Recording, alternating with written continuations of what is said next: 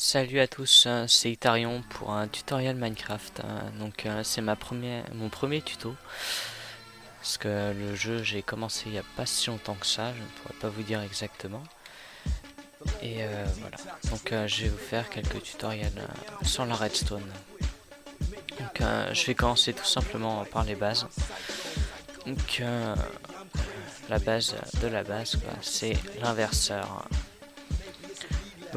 C'est tout simplement un bloc de n'importe quoi avec une torche de redstone derrière.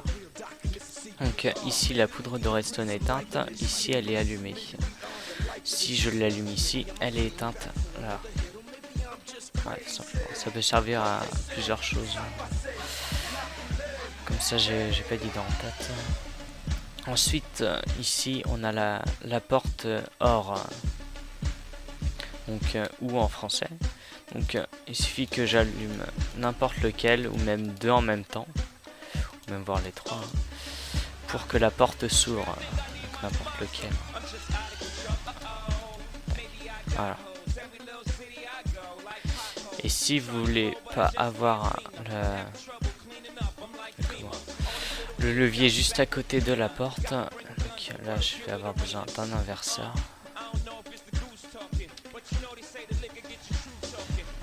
Oui, j'utilise too many items. Donc là, il va falloir utiliser justement l'inverseur dont je vous parlais précédemment pour que la porte ne soit pas ouverte quand un interrupteur n'est pas activé en fait. Tout simplement. Donc là, voilà. Donc je vais écarter l'interrupteur, le mettre ici. Et voilà. Donc la porte s'ouvre et se ferme sans problème. Ensuite, la porte end est en français.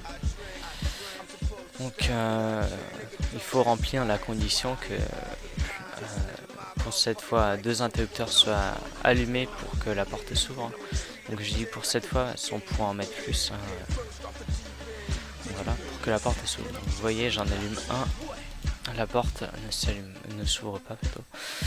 Alors que si j'en mets deux en même temps, la porte s'ouvre. Et si j'en ferme un, elle se ferme. Voilà. Donc après, si vous aimez pas les leviers, c'est oui, il y a des gens qui n'aiment pas les leviers. Moi, je n'en fais pas partie. Je trouve pas ça embêtant les leviers. Il y a la porte et reste dans latch, donc qui est capable de retenir une information. Donc ensuite, il faut mettre des boutons. Donc un bouton pour allumer ou éteindre la porte et un autre pour le reset, tout simplement. Voilà. Donc avec cette porte là, on peut faire des trucs assez intéressants. Comme par exemple, je fais un petit truc assez vite fait. Ouvrir une porte avec un bouton et qu'elle reste allumée. Voilà. Là, elle reste ouverte jusqu'à ce que j'appuie sur le bouton là. Donc voilà pour ce premier tuto. J'espère que ça vous a plu. Je ferai une autre vidéo pour un système d'alarme avec la redstone. Tout de suite commencer à faire des trucs qui utilisent plusieurs portes en même temps. Voilà. À plus tout le monde.